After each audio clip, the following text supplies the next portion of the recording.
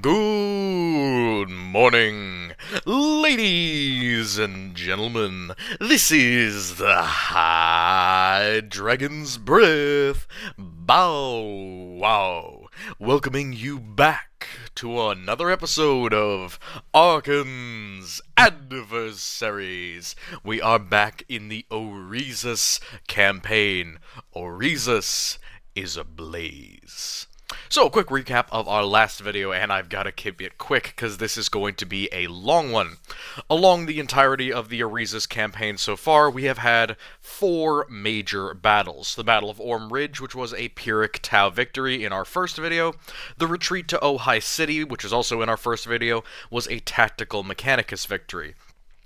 Our last video focused upon the battle or the defense of Ojai City, called by the Tau the Battle of the Trident, and it was a close Imperial victory, with the Tau being repulsed from Ojai City in totality. And finally, the scouring of the Imperial countryside, where the Imperials doubled down to dust off and get rid of any of the sympathizers to the Tau who were in the local area of Ojai City. However, the tide has changed. The overarching force of war has been brought against Orizus, and the Tau of Borkan Sept have declared open war, and brought a full reinforcement army to finally pacify Orizus for good. The timeline so far: on the first day of the campaign to the 9th day of the campaign was the March to and the Battle of Orm Ridge, where the Mechanicus were heading out to the city of Old Orm, where they had found their important pre-human ruins, the ruins of a nuclear power site, and the Tau sought to take it from them with significant casualties. The Battle of Orm Ridge happened on the 9th day of both forces getting into position. In the next 4 days, the organization and setup for the Battle of Ojai City and the resultant scouring occurs. So, within 2 weeks, the first 2 videos battles are completed, and week 3 is what we're focusing on now. Week 3 and up to 2 months. We're skipping a little bit of time here as some invasions are coming in. On the 3rd week, there is an orbital war and conflict. As previously mentioned, the original Tau fleet was not nearly large enough to force away the small Imperial patrol. However, by the end of the week, they have been reinforced by a much more aggressive patrol, including a Tau Explorer-class battleship, another couple of light cruisers bringing their total up to 4, and 7 escorts coming with them. This is pasted against only what the local system can scrape together in terms of orbital defenses within a week. 1 Adeptus Mechanicus cruiser, 4 escorts, and 4 armed merchantmen. This orbital war is going to go badly for the Imperials. The entirety of the Adeptus Mechanicus cadre, now realizing that if they stick around, they are going to be stuck on this planet during an active invasion supported by a large Tau force, and with very little chance of Imperial reinforcement in sight in the short term, have completely fled under the protection of their cruiser. The evacuation is short, brutal, and violent, with the main capital city of Jotun being the only planetary structure not struck by a mix of orbital weaponry and aerial attacks from the Tau cruisers and the Explorer-class battleship. However, this evacuation does include the planetary government of Orizus, along with the entirety of the Mechanicus force, and many other local Imperial officials who wish to avoid the incoming battle. However, most of the locals, those who are choosing to stay, including one of the major planetary officials, the governor himself, or really kind of the assistant militant governor, has elected to avoid evacuation and to remain and try to defend their home. As a result of this orbital war, which from start to finish, including the evacuation, takes about another week, there is the consolidation at Jotun, the only structure or really city on the entire planet that has orbital defenses and orbital weaponry. Jotun is the only option for those who wish to avoid the Tau invasion. And the invasion is practically uncontested as a result. They stay away from Jotun City, both because they have suffered some losses trying to get over it and bombard it, but also because they have plenty of space to begin burning other cities. So many of the cities on Orizus, the 3 other large cities other than Jotun, the capital, including Ojai City, are struck with orbital fire, and the fires begin to rage outside of the capital, to the point where there are several fire crews having to be brought out to try and tamp down the countryside, as more and more civilians try and pack into the capital so that they are protected from orbital fire. So, this continues onward. There are the uncontested Tau landings where they drop down and try and seize each and every position around the capital, because they can still provide themselves with orbital defenses and with aerial protection at that distance. But finally, at the end of about 2 months from the first battle at Orm Ridge, the entirety of the invasion, so to speak, is finished off. Whatever levies or small contested groups were out in the countryside or protecting other cities still have been mostly culled by the Tau, and only mild, scattered local resistance remains. And of course, Jotun City itself remains resistant to the Tau and protected from orbital fire. At the end of this opposite scouring, all forces and free civilians are collected at the defensive lines of Jotun. The Imperial evacuation has already been long finished, and many of the civilians have been brought into secluded areas where they can be free from, or at least removed from, a lot of the fighting, and some of these areas have actually been recognized by the Tau, and they are relatively avoiding them. They're not trying for mass civilian casualties after the sheer number of them that they've killed in burning down these cities. However, Orizus is on fire. It is ablaze. Orbital weaponry and aircraft have burnt much of its surface and leveled several of its cities, and what is even worse than that, it is on its own. The Imperium cannot respond quickly, even to this level of threat, and given that the Tau seem to have been aiming for an invasion from the first off, with Vumpatan seemingly wanting to lay the groundwork for a larger invasion, now that that larger invasion has come, they simply are going to have to deal with this on their own. They hope for a last-minute intervention from the Imperial Guard or from some other force, but they are down to their last city, and they are throwing all of their chips behind this defense. So what are those chips? This is the Orizus Planetary Defense Forces in Jotun. Their commander is the Planetary Governor, well, Deputy Planetary Governor, Emperor Godwinson, and he is supported by a noble council of lords, some of which have fled the planet, others of which are representing the actual governor, and some others are simply local lords in Jotun, who are protecting their homes, much like those lords in Orizus, or those lords in Ojai City. In addition to him and his command, which is pretty small, it's basically just the nobles and his household, there is the entire rest of the PDF, which includes the regular pike and shot infantry. This is essentially the first through the sixth standard infantry regiments. They are well-trained, stood-up 50-50 pike and shot brigades. They total 70,000 men, and they are mostly aware of the enemy that they are facing. Many of them have been facing off in smaller squadrons or harassing groups with the Tau at this point, but none of them are really as fresh to the battle as any of those who were fighting at Ojai City, so there's not going to be many surprises left for these line of battlemen. However, there is a major surprise left for the other group of major infantry that the forces at Orizus have, the Levy Infantry. Much like last time, there has been a massive conscription campaign. All and every able-bodied man has been essentially forcibly conscripted into the defense of their homeland. 100,000 of the most prime candidates have been given black powder weapons for the most part. Now, many of them do have a secondary close combat weapon, but it's not like before with the levies where you can expect most of them to have only close combat weapons. Because of the fact that this is likely to be a final stand, many of the levy infantry have been given firearms basically en masse.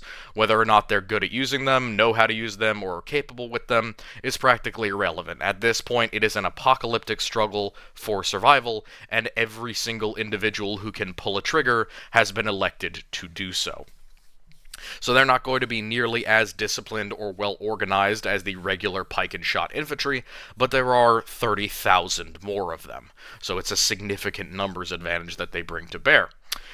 The next is basically what is left of the heavy horse of the entirety of Orizus. The heavy horse obviously suffered pretty significantly at the Battle of Ojai City, with the entirety of Longwell's command being cut down to basically 12 men.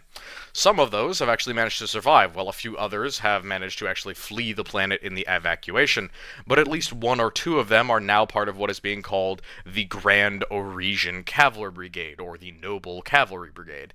6,000 heavy horse, an enormous force that is essentially designed as a single-use, massive stopgap. They are not very effective in open ground warfare against the Tau, as they know, and thus they are organizing themselves in a way where they can put their weight and their sheer force behind an offensive or into a defensive position, so that they can be used in the best effectiveness without getting cut to pieces like they were at Ojai City. And then finally, what is left of the Royal Artillery? 800 barrels, 800 guns are basically what is left of the artillery after all of the stopgap defenses and offensive that have been pulled during the quote-unquote uncontested landing of the Tau. It's not to say that the Tau have experienced no difficulty. They've certainly uncovered quite a few hidden guns and maybe a couple of pike and shot infantry formations every now and then, but they have cut down a lot of those positions, and many of the original 2,000 plus guns that would have been defending Jotun have been lost in these attempts. And that leaves only about 300 long cannons, 400 mortars, and 100 heavy guns. Now, these heavy guns are absolutely massive. They are effectively too big to be moved in one piece, and most of them are mounted on the walls of the central castle at Jotun, the northern castle. Some of the rest of them, especially the cannons, have been dispatched to other areas where they can be put in the tried and tested role of ambushing the enemy, whereas the mortars have been spread out along several different defensive lines and will come into the fight at certain points. Finally, we get to Jotun's battered orbital defenses. The broadside macro cannons are barely saving the city from orbital bombardment, and extensive physical defenses have been organized, and even having limited anti-aircraft support because the spaceport has been reinforced. Where originally the spaceport at Jotun only had 2 different anti-aircraft positions, both of which were autocannons, due to the assistance of the Adeptus Mechanicus, they have received an extra 3 anti-aircraft positions, 2 of which are autocannons, and 1 of which is a multi-laser. And these have all been placed on top of the spaceport, basically at short notice, and hooked up to servitors so that they will work to automatically take down aircraft. This protects a relatively small pocket within the defenses from any hostile enemy air, and theoretically also from some of the Tau battlesuits. So, speaking of Tau battlesuits, Borkhan's Sept has not skimped on the invasion force, and they have even sent a full-on ethereal to come and oversee the conflict. Aun Sal Yo, the ethereal commander, and the now recovered Shas Vum Patan. Vumpatan is back in the fight. He has lost an arm and an eye, but that does not keep him out of the fight for long. He is a tough old bastard. And he is back in the fight, piloting one of the large ghost keel battle suits. So, Vumpatan himself will be taken to the field, as usual, our lovely impetuous Tau commander, choosing to be default aggressive, but he is being overseen by his ethereal. Aun Sal Yo is a significant piece of this battlefield, and also a very significant part of the planning here. Granted, he's not going to be dropping down on the planet anytime soon. He trusts his commander, but he has changed what the original plan that Vumpatan had in mind. And he's brought a lot more reinforcements. 5,000 fire warriors, a massive force of fire warriors, 5,000 fire warriors with marker light drones and long pulse rifles. Again, the Borkhan Sept specialty in specialized technology and especially in long-range accurate fire coming in once more. And then to support these fire warriors, 100 devilfish, able to load a total of 1,200 of the fire warriors aboard and carry them quickly anywhere on the battlefield. Now again, the Tau have lost Devilfish before this, and they know to adapt and adjust to try and protect them. However, they don't have any shield drones for the Devilfish this time, nor do they have any for the Fire Warriors. Why? Well, those are being saved for the 50 battle suits that they have brought to this fight. Of the large battle suits, they have 4 Ghost Keels, the much larger plasma-armed invisible walkers that you can see here. They are twice the size of the stealth battlesuits that we talked about before, and they are significantly mobile, capable of longer range flight, and keeping themselves in the air for longer than the standard TV-25 Crisis/stealth suits. These not only have shield drones, but they also have additional stealth drones that help them remain practically invisible to basically everything on this battlefield, save for those anti-aircraft defenses if they get very close. The other large battlesuits are 6 XV-88 broadsides. Now, the broadsides are extremely long-range rail cannon artillery. They are capable of knocking out enemy heavy armor, if any existed, from a significant distance away. And for this battle, they will be acting as pinpoint anti-positional snipers. And in some cases, they will also be acting as anti-materiel snipers. We will get into that in a little bit, but 6 of those broadsides will be deployed, and 4 of those Ghost Keels will be deployed. The Ghost Keels will be deployed in conjunction with 30 of these small battle suits, which are the 30 TV-25 stealth suits. Now, the TV-25s, as you can see in this picture, are much smaller, much smoother, and are equipped with pulse rifles as compared to the much larger plasma weapon that the Ghost Keel is equipped with. However, they are still pretty much invisible, and most of them have stealth drones and no shield drones. The broadsides do have shield drones, as do the Ghost Keels, so they can protect themselves far more effectively from artillery than the stealth suits can, but the stealth suits are still practically invisible and have the ability to jump around the battlefield fairly quickly. The only other group of suits are a group of small battle suits, 10 TV-81 Crisis suits. Now, most of these guys, the TV-25s and the TV-81 Crisis suits, are all armed with plasma blast weapons of some kind. However, the TV-81 Crisis suits, oh my goodness, I'm going to mess up the names, I'm sorry, but the Crisis suits are equipped with missiles as well. So smart missiles for artillery support, much like the broadsides are going to act as anti-sniper weaponry, the Crisis suits missiles are going to act as anti-positional weaponry, so kind of snipers but also support artillery. Now, what about the Guavesa and the Kroot? Our buddy Von Paton is well known for preferring to utilize them. Well, there's been 2 issues with the Kroot and the Guavesa. A lot of Kroot have been killed. Borkhan Sept has basically at this point lost almost 200 Kroot warriors to basically feudal world PDF troops.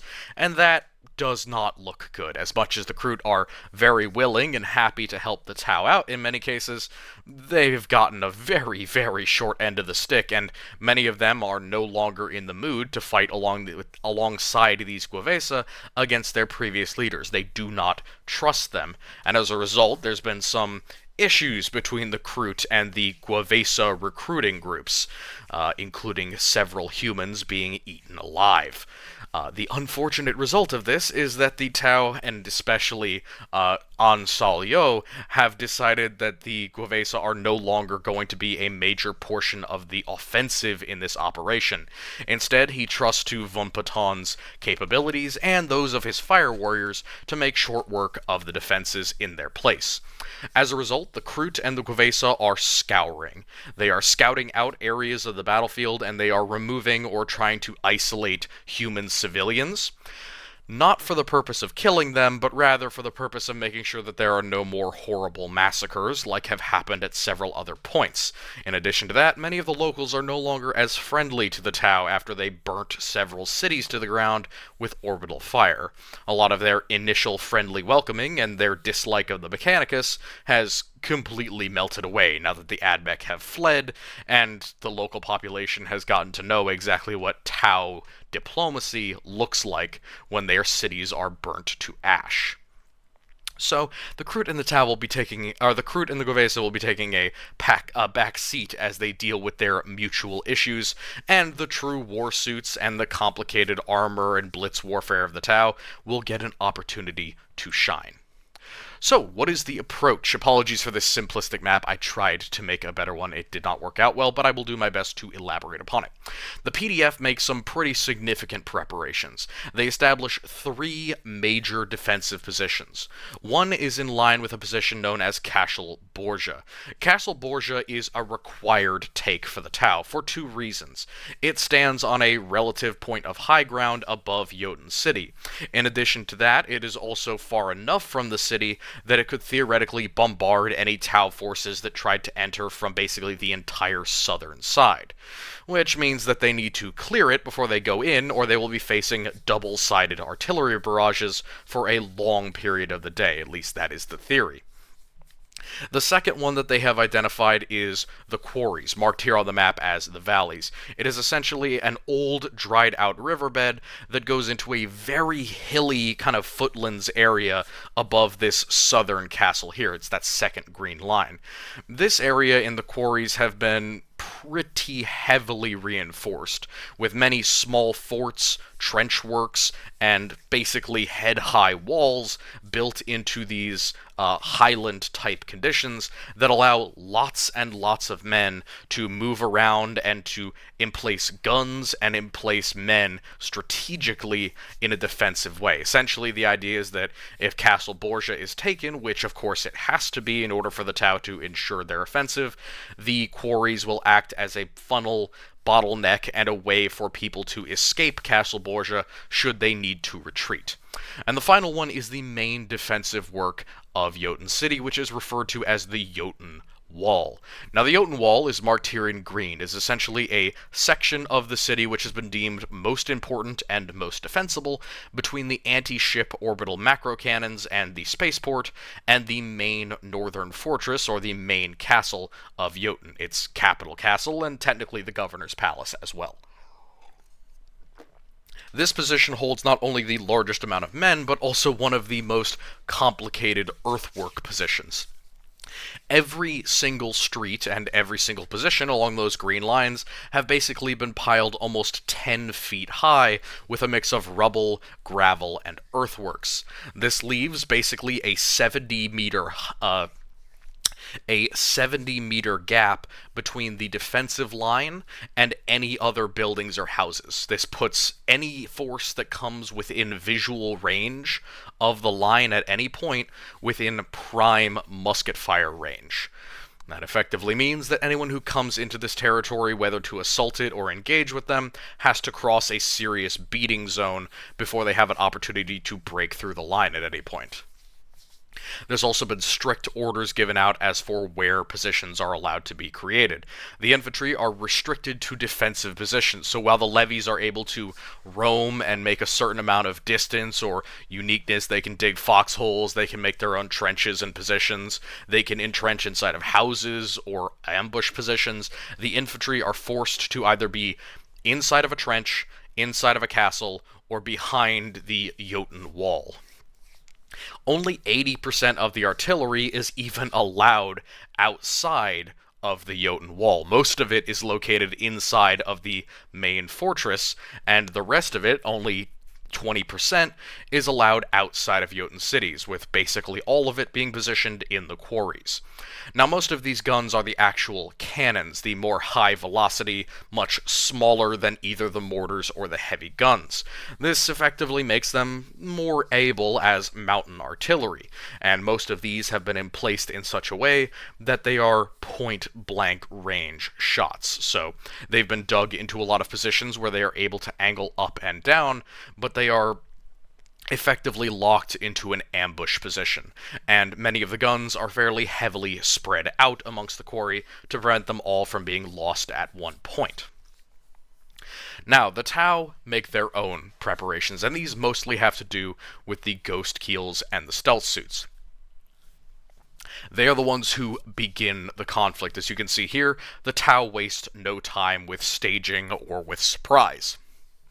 They're aware that there's no chance that the enemy will miss them now.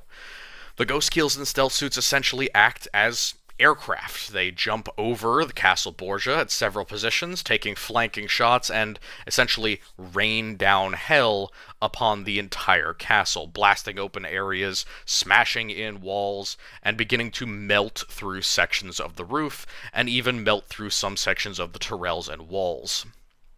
Again, those Ghost Keels have massive plasma weapons, more than capable of blasting a hole in a castle wall, and in many cases they're simply able to blow their way all the way through with a couple of shots, and there's very little that Castle Borgia can actually do to resist them, because they do not have any heavy guns, and of course they cannot identify where the enemy is. So while the auxiliaries scour and scout, the Fire Warriors form up for repeat assaults in waves, supported by vehicles and the Crisis Suits. Essentially, each wave will get a chance to be replaced, or rather to cycle in and out of the Devilfish. So each wave is about 1.5 to 1.2k, so either 1,200 or 1,500 Fire Warriors, most of whom will be carried in Devilfish. So that's the assault wave, and that will rotate several times as the force of the Tau gets moved in and out of the battle. So basically there's like 3 or 4 separate assault waves ready to go and rotate out. So the first fight is, of course, at Castle Borgia, and the assault is pretty brutal and pretty quick. By 7 a.m., as mentioned, the Ghost Keels and the Stealth Suits ambush several outlying forces, depleting the troops and trying to form up and bracket the edge of the field.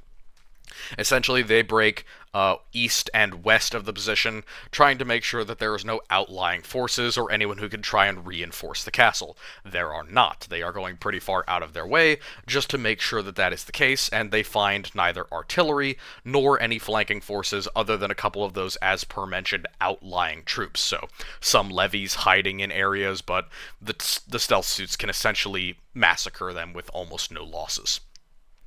The practical airborne artillery barrage keeps down a lot of the 10k infantry and 25k levies holding Castle Borgia. So by 8 a.m., they hold the walls, attempting to take cover as the Fire Warriors close. Now, most of the Fire Warriors at this point are still in their Devilfish, and with the aerial bombardment from the Ghost Keels and the Stealth Suits just barely finishing by the time that their assault starts, it is a pretty brutal sight.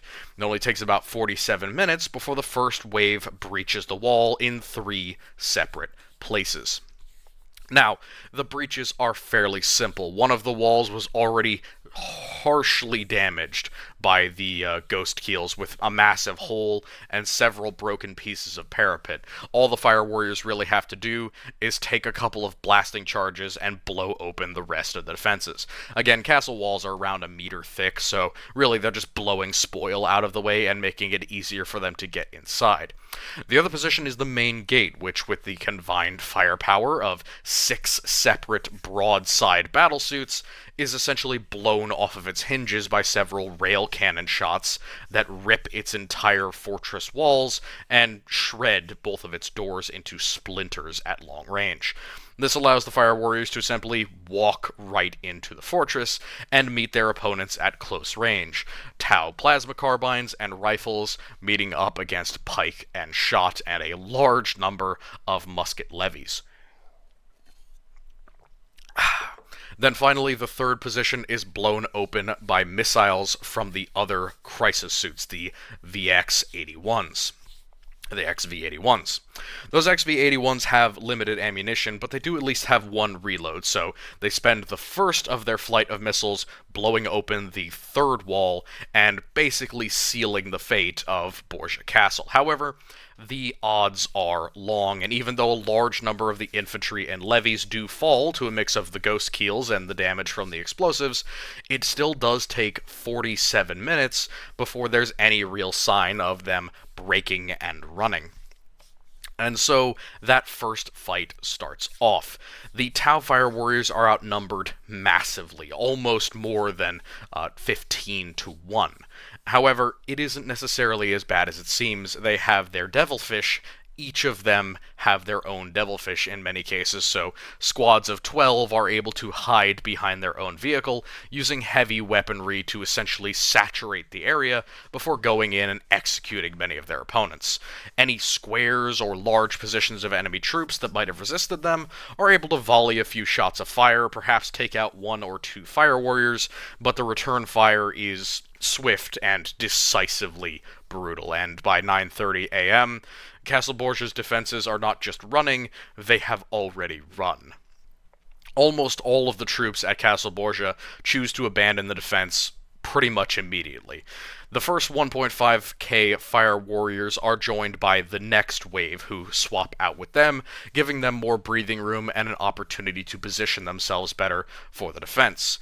The reloading is also done for most of the battlesuits as the stealth suits and the ghost keels move onward.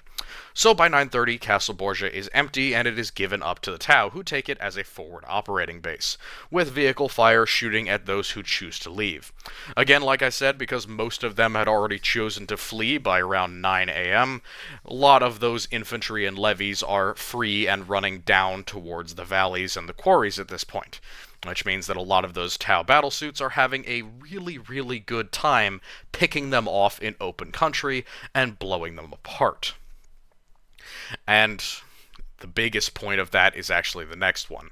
At 10 a.m., about 30 minutes after that initial running, most of them still trying to make the 1 to 2 mile run to cover with their allies, the 6 broadsides shred the enemy retreat, setting up forward positions on the walls of the Castle of Borgia as the stealth suits start flanking into the valley. So the broadsides have found the position that they wanted. They're taking up a commanding height advantage on the valley and hills of Castle Borgia, where they can see all or most of Jotun City, and from that position they are essentially loading up with lots of ammunition and emptying it into the fleeing opponents, anywhere where they can identify living creatures, perhaps behind walls, in areas of the ground that are lowered, whatever it may be. They are effectively alpha artillery striking many of these areas in the valley nearby to the castle, working their way downward following the retreat.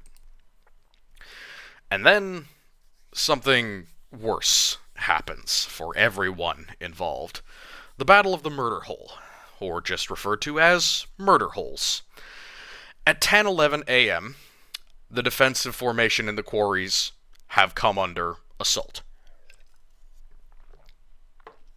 2 separate groups of fire warriors, the ghost keels and the stealth suits, all of the crisis suits, and with assisted fire from the broadsides, come up against what is in the quarries.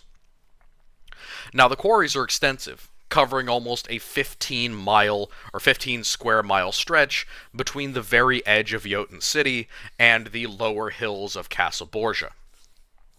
And this means that a lot of men can hide here. In addition to the roughly 15,000 men who managed to retreat from Castle Borgia, many of whom are too wounded to fight, and some of whom are simply abandoning the defense altogether, there are 20,000 infantry and roughly 20,000 levies, along with 100 cannon to hold the quarries. And the Castle Borgia survivors, those who are still willing to fight, take up defense along with them. So in order to face that 3,000 group of fire warriors and all of their support is roughly a mix of around 55,000 men, most of whom are levies, but a solid core of which, about 15,000, are infantry. In addition to that, they finally have cannon. Now, this massive offensive is brutal in both ways. The fire warriors are the first ones into the fight, pushing down directly under the assisting fire of the ghost keels and the stealth suits. Now, the ghost keels and the stealth suits have been very successful up to this point. They've been managing to massacre many of the outlying positions, and any errant fire that managed to scratch or damage them hasn't been very effective at taking them down. This ends at the Battle of the Murder Holes. Many of these positions are laid out specifically because there's only one way into the defenses and only one way out.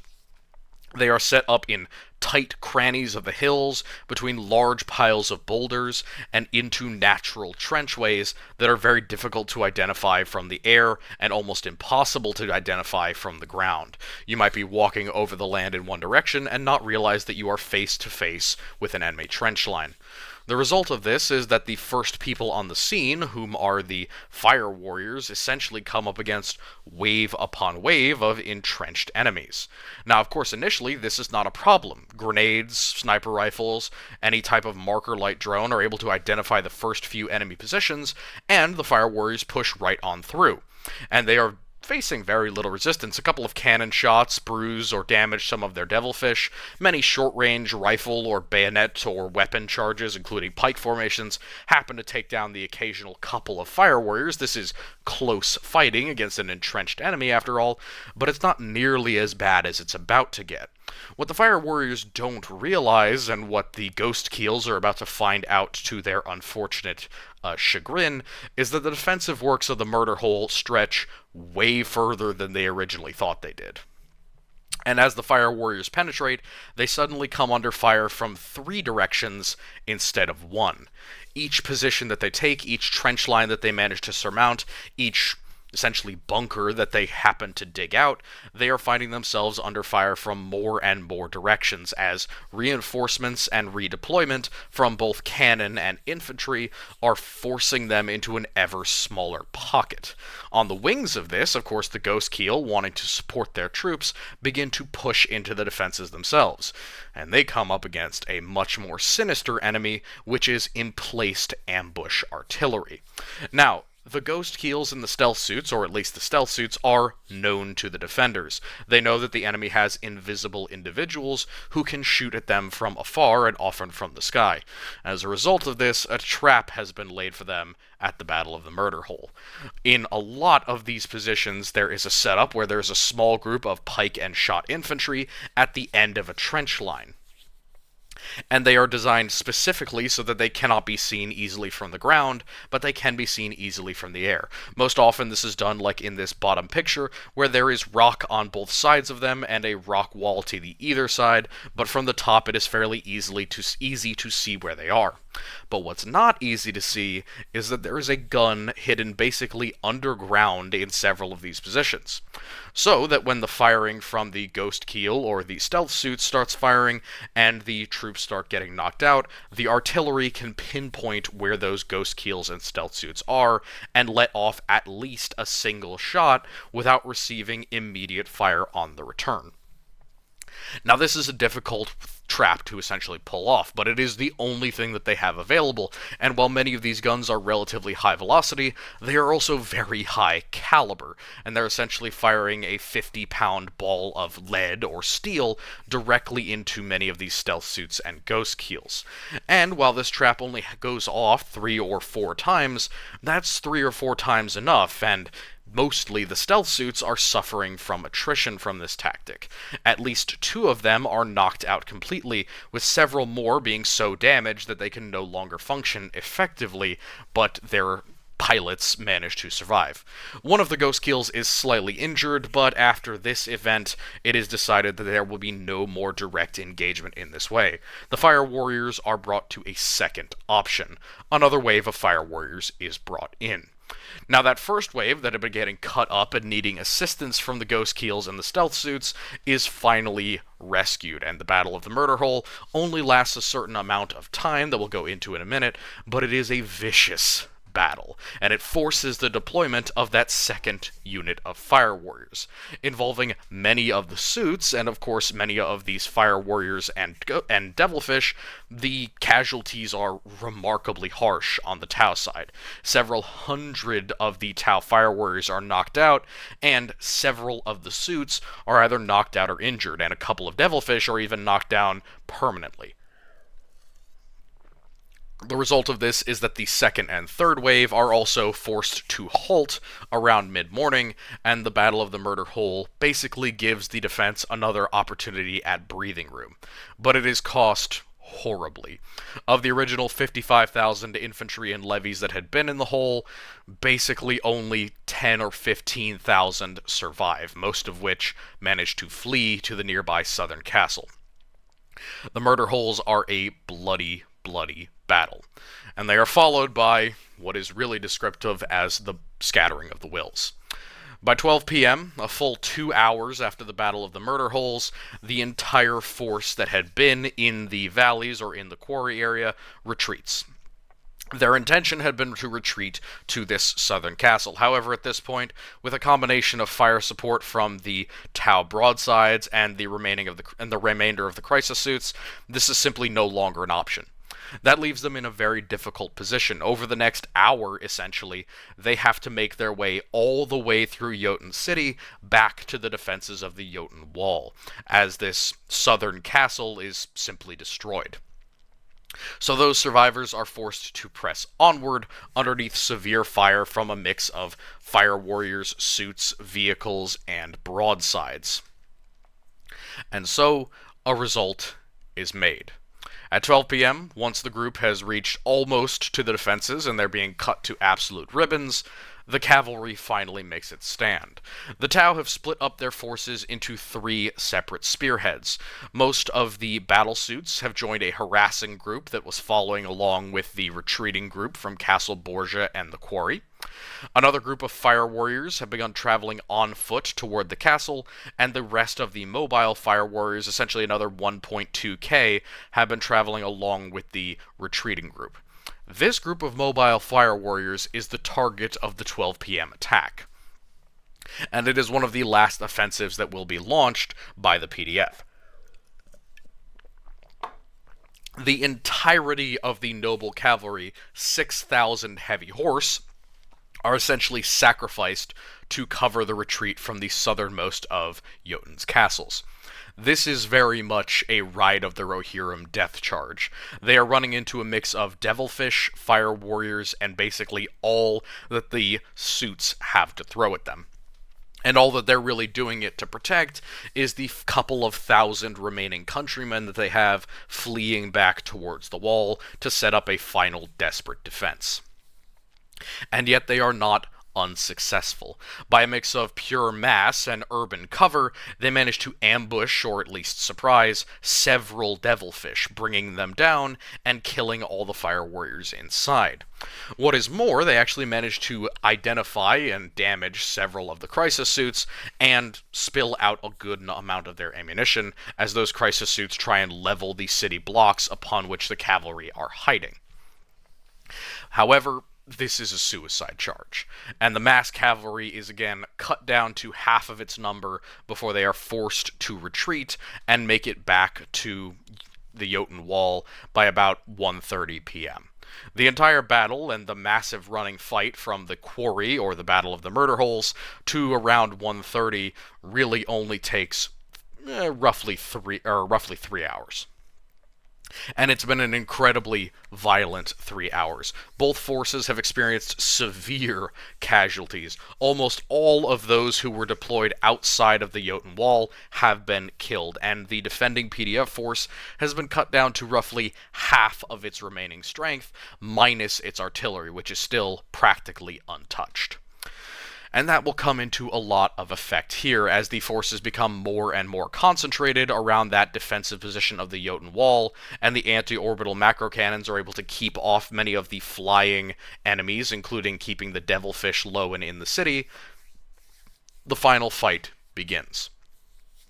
The Jotun Wall is reached by 2 of the fire warrior spearheads at this point.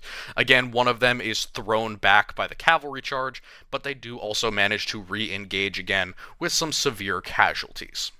Or at least some relative casualties over a certain period of time.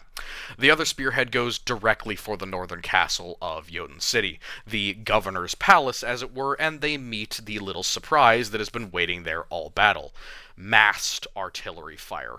Around 50,000 infantrymen, 50,000 levies, are facing off against roughly 3,000 fire warriors in two groups, and most of the remaining battlesuits have been forced to go around past the anti-ship orbital macro cannons, both because of a mix of anti-aircraft fire and also because of the sheer mass of artillery coming out of the main northern citadel that is still a danger to them. It also has its own void shields, which have been tweaked at least a little bit to help provide it protection from the Tau broadsides. Now, this fight is nasty. At this point, on one side you have 3,000-ish fire warriors, ground down a little bit, so they've taken some casualties. Maybe overall the Tau have lost a couple hundred, maybe 500 total warriors, either too injured or dead to go in. But on the other side, the Imperials have lost well over 70,000 men at this point, and it's not looking very good, either for their leadership or for their survival chance, as they just see more and more and more fire warriors pouring into the city, along with lots of vehicle support. But they are willing to hold, and especially given the fact that they have such incredible artillery support, they are able to blunt both of the spearheads. On the one hand, you have the castle absolutely dishing it to the devilfish.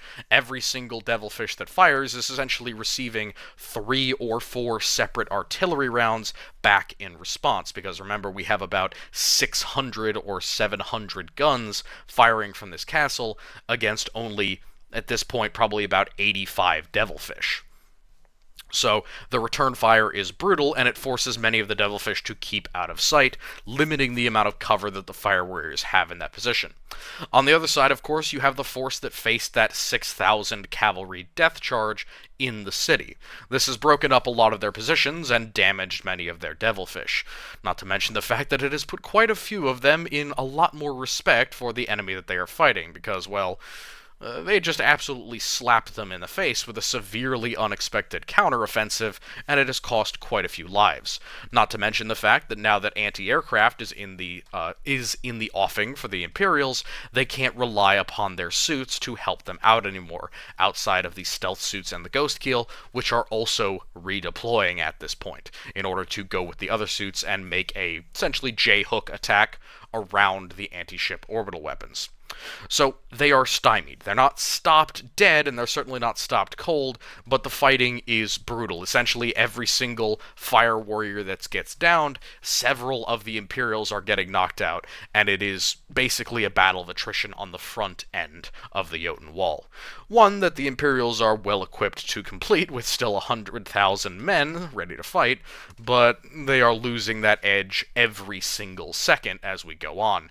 And that paradigm only lasts about an hour before the real hammer drops down.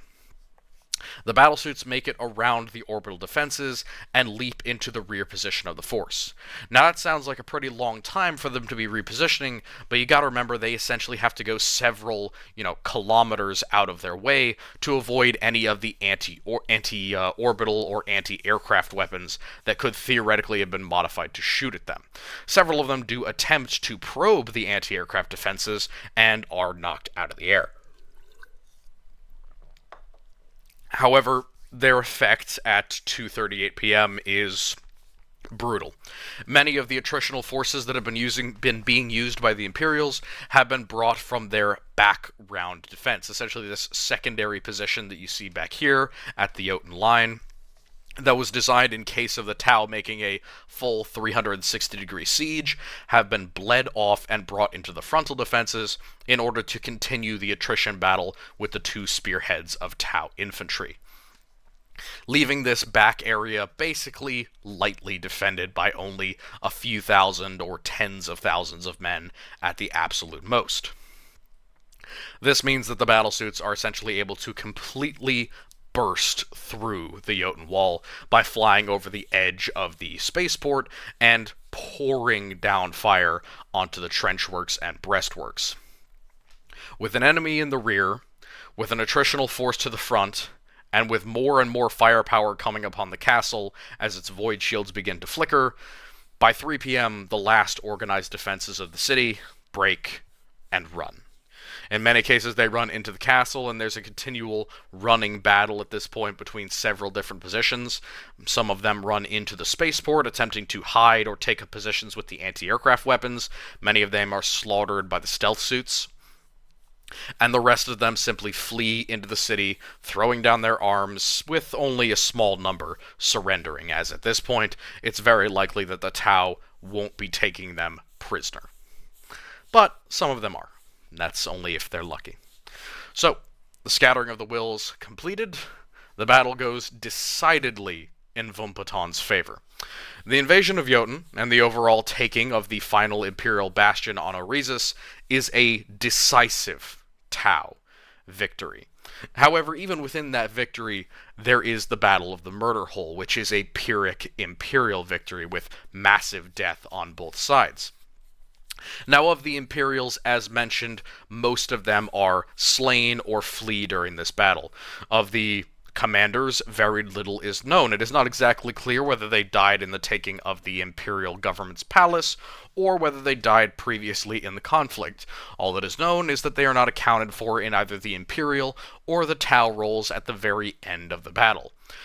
However, the rest of the force has basically been cut down to a significantly smaller size. Of the 6,000 cavalry, only around 500 remain by the end of the conflict, them having been mostly obliterated by a mix of fire warriors and Tau battlesuits at long and medium range.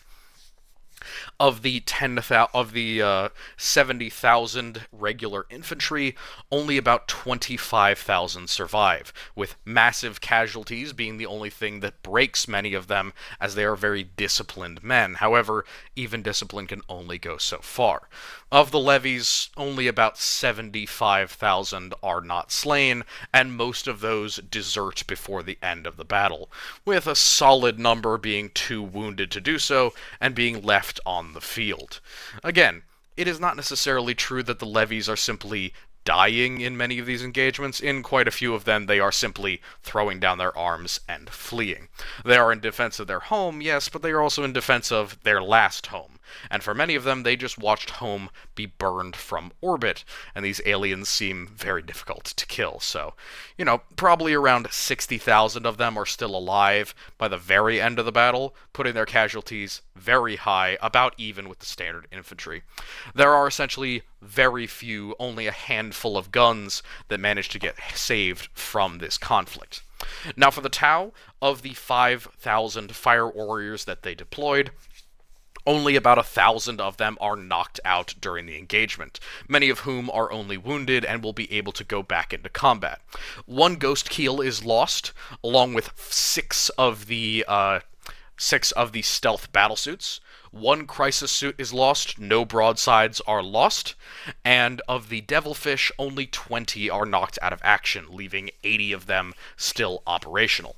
Many of the humans and Kroot are killed by saboteurs or by snipers, but there is very little that we can do about that at this point. However, there is something that we could do. Orizus is now in Tau hands. It has been a decisive victory for the Tau. They have instigated their regular term of blitzkrieg warfare, dramatically overwhelmed the Imperial defense, even though it was numerically about a 100-to-1 ratio, and in their defensive works, messed them up with minimal casualties, and managed to take the last Imperial bastion for themselves, now being in de facto control of the entire world. So what happens next?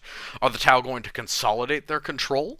Are the Imperials going to come back with force? Remember, it's been about 2 months, so there could be an Imperial relief force on the way of a particular size. The Tau have a significant navy presence here, and they probably have some more forces aboard. But the real question is someone else going to show up? Orizus has been absolutely battered and beaten. There's a lot of opportunity for other people to show up to this conflict. So, we're going to do the vote. Are the Tau going to be our overall winners for this campaign, and we'll declare them the overalls, and they will take Orizus forever? Is the Imperium of Man ready to defend its own and has sent forces to retake the planet from the Tau?